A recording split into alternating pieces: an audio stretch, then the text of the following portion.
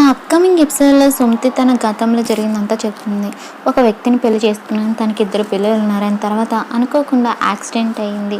Accident కారణంగా తను కోమాలో ఉంది అని ఆ టైంలో తన ఫ్యామిలీ అంతా కూడా తను చనిపోయారనుకొని చెప్పి తన హస్బెండ్ రెండో పెళ్లి చేసుకున్నారని, అప్పుడు దూరం నుంచి వాళ్ళందరినీ చూసి వాళ్ళందరూ సంతోషంగా ఉన్నారు. వాళ్ళకి నా అవసరం లేదు అని నిర్ధారించుకున్న తర్వాత మిమ్మల్ని చూద్దామని చెప్పి ఇక్కడికి వచ్చానన్నయ్య అని చెప్పి సుమతి అంటుంది. వాళ్ళు ఇప్పుడు ఎక్కడున్నారు అని చెప్పి శివకృష్ణ వాళ్ళు అడుగుతూ ఉంటే, ఆ డీటెయిల్స్ అన్నీ ఇప్పుడు వద్దన్నయ్య, నేను మళ్ళీ వాళ్ళ జీవితంలోకి ఎంటర్ కావాలనుకోవట్లేదు. వాళ్ళని చూసి వచ్చిన తర్వాత మిమ్మల్ని కూడా కలిసి ఒక 4 రోజులు సరదాగా మీతో సంతోషంగా ఉండి ఆ తర్వాత తీర్థయాత్రలకి వెళ్దాం అనుకున్నాను అన్నయ్య అని చెప్పి సుమతి అనేసరికి, అదేంటి తీర్థయాత్రలకి నీలాంటి వయసున్న వాళ్ళు ఎలా వెళ్తారు, నాలాంటి వయసున్న వాళ్ళు కదా వెళ్తారని చెప్పి గోదావరి అంటూ ఉంటే, జీవితంలో చేయాల్సిన పని ఏమీ లేనప్పుడు తీర్థయాత్రలకి కదమ్మా వెళ్ళాల్సింది అని చెప్పి సుమతి అనేసరికి, సుమతికి వచ్చిన కష్టం గురించి తలుచుకొని వాళ్ళందరూ బాధపడతారు.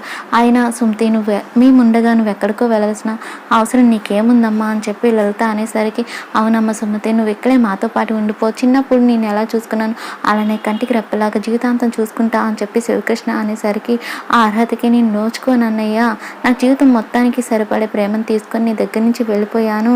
అవునన్నయ్య, నా గురించి సరే, కానీ నీ గురించి ఏంటి, నీకు ఎంతమంది పిల్లలు, వాళ్ళు ఏం చేస్తున్నారు, ఎక్కడున్నారు అన్నయ్య అని చెప్పి అడిగేసరికి, నాకు 2 ఆడపిల్లలమ్మ, 2 కూడా పెళ్ళిళ్ళు అయిపోయి అని చెప్పి అనేసరికి, అయితే అన్నయ్య వాళ్ళు ఎక్కడున్నారు, వాళ్ళని నాకు చూడాలనిపిస్తుంది అని చెప్పి సుమతి అనేసరికి, వద్దులే అమ్మ, వాళ్ళు ఇప్పుడు కొన్ని కష్టాల్లో ఉన్నారు, ఆ కష్టాలన్నీ తీరిపోయిన తర్వాత అప్పుడు నేను వాళ్ళ గురించి నీకు చూపిస్తా అని చెప్పి ఇక శివకృష్ణ అనేసరికి, అదేంటని అలా అంటున్నావు అని చెప్పి, నా మేనకోళ్ళు కూడా నాలాగే కష్టాలు అనుభవిస్తున్నారు అని చెప్పి సుమతి అంటూ ఉంటే, సుమతి నువ్వు చాలా టైర్ అయిపోయి వచ్చాయి కదా, నువ్వు వెళ్ళి రెస్ట్ తీసుకో, తర్వాత ఈ విషయం గురించి మాట్లాడుకుందాం అని చెప్పి శివకృష్ణ అనేసరికి సరే అని చెప్పి సుమతి అంటుంది. ఇక సుమతి వెళ్ళిపోయిన తర్వాత లలిత వాళ్ళు, ఎందుకండి మధుమిత సీతల గురించి సుమతికి చెప్పలేదు అని చెప్పి అడిగేసరికి, తనే పుట్టెడు కష్టాల్లో ఉంది, ఇప్పుడు మన కష్టాల గురించి కూడా సుమతికి చెప్పి ఇంకా సుమతిని బాధపట్టడం ఇష్టం లేదు, అలాగే సుమతి గురించి ఇరుగు పరుగు వారికి కూడా ఎవరికి చెప్పకండి, సుమతి గురించి ఎవరికి తెలియకూడదు అని చెప్పి తను అనుకుంటుంది అని చెప్పి శివకృష్ణ అనేసరికి, సరే బావా, సుమతిని బాధపట్టే ఏ పని కూడా నేను చేయను, సుమతిని జాగ్రత్తగా చూసుకుంటే ఇక్కడ ఉన్నంతకాలం సంతోషంగా ఉండేలా చూసుకుంటా అని చెప్పి ఫ్యామిలీ మెంబర్స్ అందరూ కూడా శివకృష్ణతో అంటారు. ఇక నెక్స్ట్ ఏంటో సీతారాములు ఇద్దరు కూడా జైల్లోనే సూర్యని కలవడానికి వెళ్తారు. ఇక సూర్య రామ్ సీతలను చూడగానే అక్కడి నుంచి వెళ్ళిపోతూ ఉంటే, అదేంటి బాబా మమ్మల్ని చూసి కూడా చూడనట్టు అలా శత్రువులా వెళ్ళిపోతున్నా అని చెప్పి అడిగేసరికి, నాకు ఇక్కడ ఎవరు కూడా బంధువులు ఎవరు లేరు, అందరూ ఉన్న వాళ్ళందరూ శత్రువులే అని చెప్పి అనేసరికి, ఇక అదేంటి బాబా, నిన్ను చూడడం కోసం మేము ఇక్కడికి వస్తే అలా వెళ్ళిపోతున్నాను చెప్పి సీత అనేసరికి, ఎందుకు వచ్చారు, నన్ను చూసి ఎక్కిరించడానికి వచ్చారని చెప్పి సూర్య అడిగేసరికి, ఎక్కిరించడానికి కాదు బాబా, నువ్వు త్వరలోనే బయటికి రిలీజ్ అవుతావు అని చెప్పడానికి ఇక్కడికి వచ్చామని చెప్పి సీత అనేసరికి, బాగుంది, ఇక ఆపు, మీ నాన్న ఏమో నన్ను అరెస్ట్ చేసి జైల్లో పెడితే నువ్వేమో నన్ను నిడిపిస్తానంటూ నన్ను కలవడానికి జైలుకి వస్తావు, మీ మాటలు నమ్మడానికి నేనేమి సిద్ధంగా లేను అని చెప్పి అంటూ ఉంటాడు. ఇక దాంతో అదేంటి బావా అలా అంటున్నావు, నేను మీ మేలు కోరి ఇక్కడికి వచ్చాను, అక్క మీకోసం చాలా బాధపడుతుంది అని చెప్పి సీత రాములు అంటూ ఉంటే, ఏంటి మధుమిత నా కోసం బాధపడుతుందా, నిజంగా నా కోసం బాధపడేదైతే తను నా కోసం ఇక్కడికి వచ్చేది, నన్ను ఓదార్చేది, అంతేకాని నాకు దూరంగా ఉండేది కాదు, ఆయన అక్కడ ఏసీ గదిలో కూర్చొని నా కోసం బాధపడుతుందా, రోజు ఆఫీస్కి మేకప్ వేసుకొని వచ్చి మరి నా కోసం బాధపడుతుందా, మీరు చెప్తుంటే నేను నమ్మయ్యాలా, అక్కడ ఏం జరుగుతుందో నేను లేకపోయినా సరే నాకు అన్నీ తెలుస్తున్నాయి, త్వరలో నేను బయటికి రిలీజ్ అయిన తర్వాత అప్పుడు ఆ మధుమిత పని చెప్తా అని చెప్పి సూర్య అనేసరికి, ఇక రామేమో, సూర్య గారు మీరు అనుకుంటుంది తప్పు, మధుమిత అలాంటిది కాదు, మధుమిత గారు చాలా మంచివారు, మీరంటే తనకు చాలా ఇష్టం, మీకోసమే ఎవ్రీడే సఫర్ అవుతూ ఉన్నారని చెప్పి రామ్ అంటాడు. సూర్య ఏమో సీతతో కూడా ర్యాష్గా మాట్లాడేసరికి, సూర్య అమ్మాయిలతో ఎలా మాట్లాడాలో నేర్చుకోండి అని చెప్పి రామ్ అనేసరికి, నువ్వు నాకు మర్యాద గురించి చెప్తున్నావా, ఒకసారి నన్ను కలవడం నా భార్యతో పాటు వచ్చావు, ఇప్పుడేమో నీ భార్యతో పాటు నన్ను కలవడానికి వచ్చావు, మరోసారి ఇంకెవరి భార్యతో వస్తావా ఏంటో అని చెప్పి సూర్య అనుమానంగా అనేసరికి, బాగా మర్యాదగా మాట్లాడండి అని చెప్పి సీత వార్నింగ్ ఇచ్చేసరికి, నీ భర్త నా భార్య ఇద్దరు కలిసి ఏమైనా చేయొచ్చు, నేను మాత్రం నీ భర్త భార్యలు చేసే పనుల గురించి నేను ప్రశ్నించకూడదు అంటావు అంతేనా సీత అని చెప్పి సూర్య అనేసరికి, బావా ఇక్కడ నువ్వు అక్కడ అక్క అక్క అని ఇద్దరు కూడా ఒకరినొకరు అపార్థం చేసుకున్నా, ఇద్దరికి ఒకరి మీద ఒకరు ప్రేమ ఉన్నా సరే నువ్వేమో అక్కని ప్రేమించట్లేదు అని చెప్పి అక్క అనుకుంటుంది, అక్క నిన్ను ప్రేమించట్లేదు అని చెప్పి నువ్వు అనుకుంటున్నావు. జైల్లో అందరూ కూడా నీకు ఏవో తప్పుడు మాటలు చెప్తున్నారు, నిజానికి అది నిజం కాదు. బయటకు వచ్చిన తర్వాత నువ్వు త్వరలో రిలీజ్ అయిన తర్వాత అక్కతో మాట్లాడితే అక్కకి నీ మీద ఎంత ప్రేమ ఉందో నీకు అర్థమవుతుంది బావ. అప్పుడు మీ ఇద్దరి మధ్య ఉన్న పొరపత్యాలన్నీ కూడా పోతాయని చెప్పి సీత అనేసరికి ఒకరినొకరు అర్థం చేసుకోవడం ఏంటి, మీ అక్కకి నా మీద ప్రేమ ఉంది అన్నావు కదా అని చెప్పి సూర్య అంటూ ఉంటే, అదే బావా నువ్వు ఎవరి మాటలో నమ్మి అక్కని అనుమానిస్తున్నావు, దాంతో అక్కకి నీ మీద ప్రేమ లేదు అని నువ్వు అనుకుంటున్నావు, అలాగే నీకు అక్క మీద ప్రేమ లేదని చెప్పి అక్క అనుకుంటుంది. అందుకే మీ ఇద్దరి మధ్య మిస్అండర్స్టాండ్స్ వచ్చి దూరంగా ఉన్నారు. వన్స్ జైలు నుంచి రిలీజ్ అయిన తర్వాత మీ ఇద్దరు కలిసి మాట్లాడుకుంటే మీ ఇద్దరి మధ్య ఉన్న సమస్యలన్నీ కూడా చెరిగిపోతాయని చెప్పి సీత అంటుంది. ఇక రామ్ కూడా సీత మాటకి జత కలుపుతూ, అవును సూర్య, దూరంగా ఉన్నప్పుడు మనం వినేవన్నీ కూడా నిజాలు కాదు, దగ్గరగా ఉన్నప్పుడు దగ్గర నుంచి చూసినప్పుడు మాత్రమే నిజాలు ఏంటో అబద్ధాలు ఏంటో తెలుస్తాయి, సో అప్పుడు వాళ్ళకి ఓపికగా ఉండు అని చెప్పి రామ్ అంటాడు. ఇక సీత ఏమో సూర్యకి త్వరలోనే నువ్వు రిలీజ్ అవుతావు బావా, నువ్వేం భయపడకు, మేమున్నాం, నిన్ను త్వరలోనే రిలీజ్ చేయిస్తాం అని చెప్పి సీత సూర్యకి ధైర్యం చెప్పి అక్కడి నుంచి సీతారాములు ఇద్దరు కూడా వెళ్తారు. ఇక సూర్య అన్న మాటలకి రామ్కి క్షమాపణ చెప్తుంది. రామ్ ఏమో నువ్వు మీ బావ ఏమన్నా సరే భరిస్తా అన్నావు కదా, నేను కూడా అలానే భరించానని చెప్పి రామ్ అంటాడు. ఆ తర్వాత అయితే అమ్మ వాళ్ళ ఇంటికి వెళ్తామని చెప్పి సీత అంటుంది. కారులో వాళ్ళిద్దరూ వెళ్తూ, ఇప్పుడు అమ్మ వాళ్ళ ఇంటికి కనుక మనం వెళ్ళామంటే వాళ్ళిద్దరు సర్ప్రైజ్ అవుతారు అని చెప్పి సీత అంటూ ఉంటే, సర్ప్రైజ్ అవుతారు లేకపోతే షాక్ అవుతారో, ఇప్పుడు మనం అక్కడికి వెళ్ళగానే వాళ్ళు ఎటువంటి పరిస్థితుల్లో ఉంటారో మనకి ఎలాంటి కొత్త విషయాలు తెలుస్తాయో అని చెప్పి రామ్ అంటూ ఉంటే, మా అమ్మ నాన్న ఎప్పుడు ఒకేలా ఉంటారు, ఒకేలా చూసుకుంటారని చెప్పి సీత అంటుంది.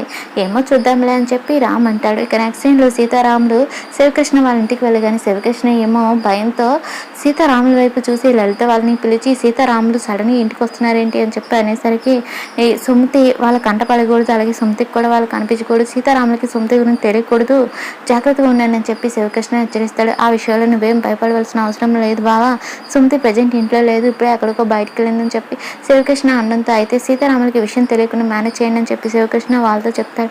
ఇక సీతారాము ఇంటికి వచ్చిన తర్వాత వాళ్ళ అమ్మ నాన్నని పలకరిస్తారు. దాంతో ఏంటమ్మా సడన్ సర్ప్రైజ్ అని చెప్పి అనేసరికి, చెప్పాను బావ, మా అమ్మ నాన్న మనల్ని చూసిన తర్వాత సర్ప్రైజ్గా ఫీల్ అవుతారని చెప్పి అని శివకృష్ణ అంటాడు. ఆ తర్వాత సీతారాములు అందరూ కూడా ఫ్యామిలీతో మాట్లాడిన తర్వాత సీత, మీ ఇద్దరు ఎక్కడి నుంచి వచ్చారని చెప్పి అడిగేసరికి, జైలుకి వెళ్ళి సూర్యబాబుని కలిసి వచ్చాం అమ్మ నాన్న అని చెప్పి సీత అంటుంది. అయితే జైలు సూర్య ఎలా ఉన్నాడని చెప్పి అడిగేసరికి సూర్యబాబు పరిస్థితి ఏం బాగాలేదని చెప్పి, అలాగే శివకృష్ణతో నాన్న నువ్వే అలానే సరే సూర్యబాబుని బయటికి తీసుకొని రావాలి, అక్కడ బాబు పరిస్థితి ఏం బాగాలేదని చెప్పి సీత అనేసరికి, సూర్యని బయటికి తీసుకురావడానికి నేను చేయాల్సిన పనులన్నీ చేస్తున్నాను, కానీ సూర్య బయటికి రావడానికి కాస్త సమయం పడుతుంది, ఇక దేవుడే చూసుకోవాలని చెప్పి శివకృష్ణ అంటాడు.